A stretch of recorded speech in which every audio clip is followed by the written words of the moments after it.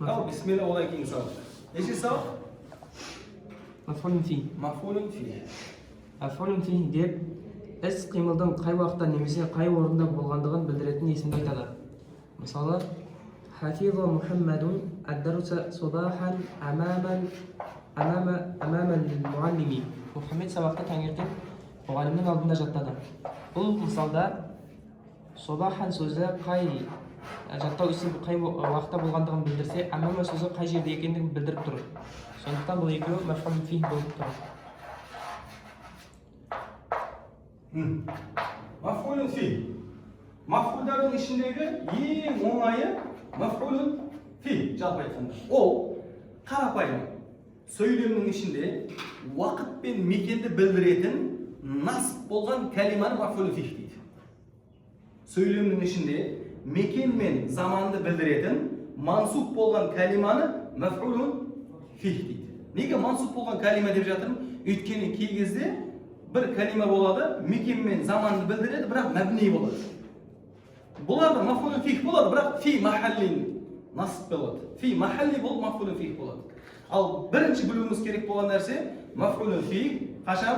Егер де біздің бір сөйлеміміздің ішінде уақыт пен заманды білдіретін мансуп болған кәлима болса, онда оны не дейміз біз оны? Маф'улун фих дейміз. Оңай. Мысалы, хафиза бұл не? Фи'л. Мынау Мұхаммед оның несі болады? Фа'ил болады. Ад-дарса не болады? Бұл маф'улун би. Сабахан деген не? Уақытты білдіріп жатыр. Таңертең. Одан кейін амама деген не? Жерді білдіріп жатыр. Алдында мекенді білдіріп жатыр. Сонда бізде сөйлеміміздің ішінде уақыт пен мекенді білдіретін мансуп болған кәлима не дейміз? Maf'ulun fi. İ'rab'tan gezde hafiza fi'l madi mebniun ala fathi. Muhammedun fa'ilun marfu'un alamat raf'ihi ad-damma. Ad-darsa maf'ulun fi maf'ulun bi mansub alamat nasbihi al-fatha. Sabahan maf'ulun fi mansub alamat nasbihi al-fatha. Amama maf'ulun fi mansub alamat nasbihi al-fatha. Bunlar kiyimde وهو مضاف مضاف إليه болады. Жақсы ма? Маф'улун фих дегеніміз не екен? Сөйлемнің ішіндегі уақыт пен мекенді білдіретін мансуп болған кәлима.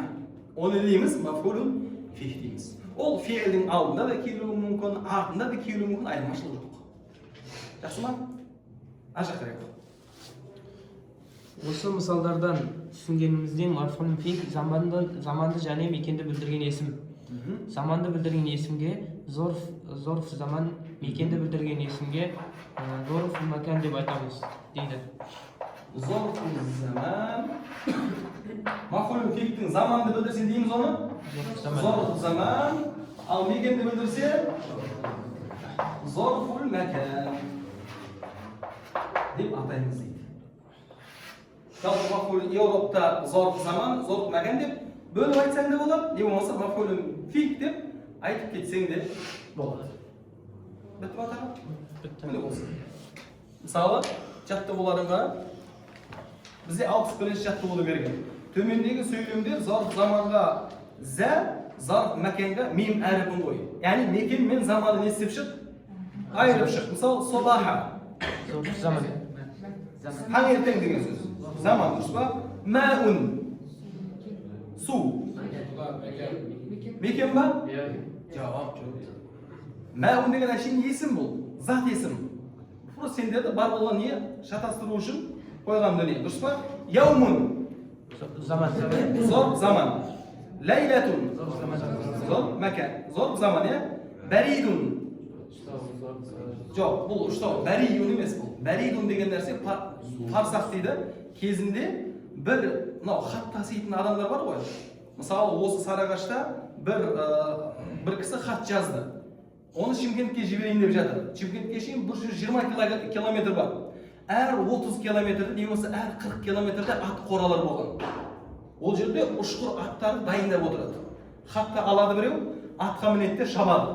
Сол кеткеннен 40 километрге барып, ат 30 километрге тоқтамай шауып барып тоқтайды да, ол хатты не басқа біреу алып, армендерге шауып кетеді басқа атпен, немесе сол басқа атты ауысып әрмен қарай шауып кетеді. Міне осы аралықта бәрид дейді. Сонда ол не болады? Зорф мәкан болады.